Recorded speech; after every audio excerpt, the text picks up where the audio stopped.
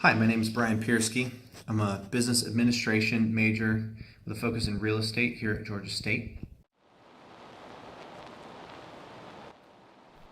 All right, so today I'm going to talk about how to create a pivot chart and a pivot table.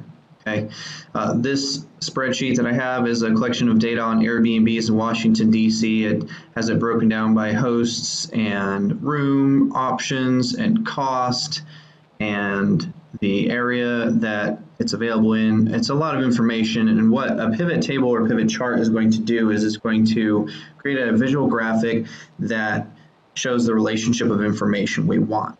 So first thing I'm going to do is come up here in the top left corner of my spreadsheet and click this arrow. All right, the arrow is going to select all the information. Then I'm going to the Insert tab, go to Pivot Table on the left here. It pops up with an options box. You can customize how you want to work your worksheet, but we're going to create a new worksheet. So have a nice clean workspace to work in. All right, over here on the right, you have your different categories and values for pivot table fields. So this is going to actually populate your pivot table. So we're interested right now in neighborhood. We're going to put in rows. We're interested in room type. And we want that in columns. And then we're going to put price and values, okay? What this is going to show is the relationship of room options to areas and how much they cost. But we're not quite done yet.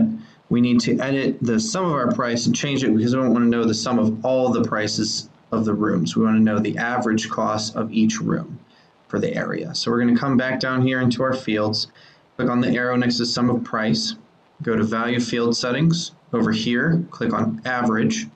Then we're going to change our number format to give us a dollar amount. Change it to currency and make sure that it has 2 decimal places for our format. Click OK, and now you can see that it's showing a relationship of the average cost per room, the average of price in the row for Briarwood Park, Crestwood, etc., and the room options that you want. So it's still a lot of information though, so what we're going to do to filter it down even more is actually add a filter.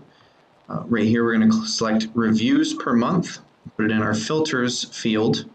Okay, up here, basically what this is going to do is it's going to cut down our information based on reviews per month so we can look for more popular rental areas. The more reviews, the more rents.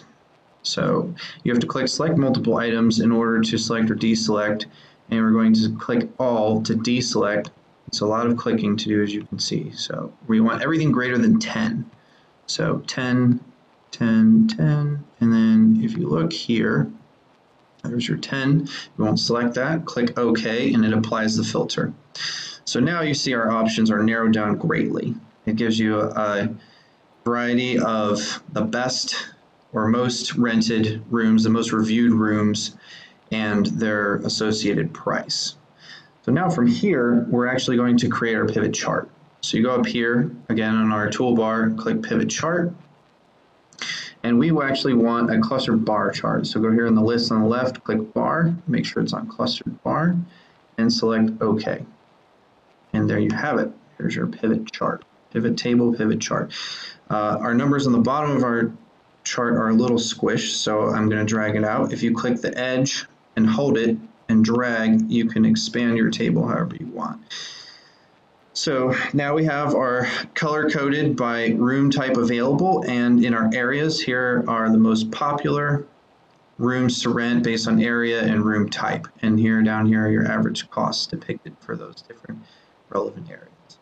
If you have trouble with this, you need help, up here you have the help button, which gives you a lot of different options. Click the help button here. There's training options, and then I have selected or opened up create a pivot table. Actually, you can just Google it, Google creating pivot table, and Excel or Microsoft actually has the whole instruction on how to do it.